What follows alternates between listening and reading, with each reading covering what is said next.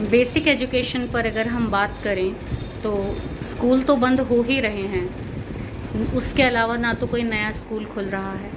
और आप देखेंगे कि आपके चारों तरफ, आपके गली मोहल्लों में आसपास कुकुर मुत्ते की तरह स्कूल उगाए हैं। उन स्कूलों में आपके घरों के बच्चे पढ़ते हैं, क्योंकि छोटे छोटे बच्चों को दूर भेजने में परेशानी होती है, तो आसपास के ही स्कूलों में हम बच्चों को दाखिल करा देते हैं। मगर कभी आपने उन स्कूलों का माहौल देखा है जाकर?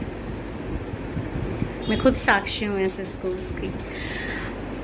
बच्चों को पढ़ाई के नाम पर बस रट्टाफिकेशन और उसके अलावा सिर्फ एक चीज़ पर फोकस होता है कि उनकी कॉपी चेक करने पर, क्योंकि कॉपी तो प्रूफ है, वो नोटबुक तो प्रूफ है। पेरेंट्स से देखकर उसमें गलती निकाल कर स्कूल और टीचर दोनों पर क्लेम कर सकते हैं। बस इसीलिए उन पर ध्यान दिया जाता है। उसके अलावा बच्चा सही गलत क्या पढ़ रहा है कोई ध्यान नहीं। हाइजीन की बात करें, पीने के पानी की, और ख़ास तौर पर इस गर्मी भरे मौसम में पंखों की बात करें, कूलर तो खैर रहने ही दें या एसी, सिर्फ फैंस की अगर हम बात करें तो वो भी स्कूल में ठीक से प्रोवाइड नहीं कराए जाते हैं। आप यकीन नहीं मानेंगे, दरवाजे पर, स्कूल के गेट पर जब सुबह बच्चे प्रेयर के लिए आते हैं, स्कूल में आते हैं, वहाँ टीचर्स की ड्यूटी लगा दी जाती है कि कोई पेरेंट्स अंदर आकर स्कूल की बदहाली का हाल ना देख पाएँ, क्योंकि पेरेंट्स देखेंगे तो शिकायत करेंगे और ऑनर को खर्चा करना पड़ेगा।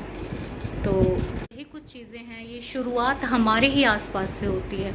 और एक बात याद रखिए, जब तक नींव पक्की नहीं होती तो घर भी मजबूत नहीं होता। और उसी तरह अगर बच्चों को बेसिक शिक्षा में ही अगर ध्यान ना दिया जाए तो फिर उनकी आगे की पढ़ाई तो अपने आप ही खराब हो जाती है। सभी पेरेंट्स से मैं यही कहना चाहूँगी कि अपने बच्चों को स्कूल टीचर्स और केवल ट्यूशन वाली दीदी के भरोसे मत छोड़िए।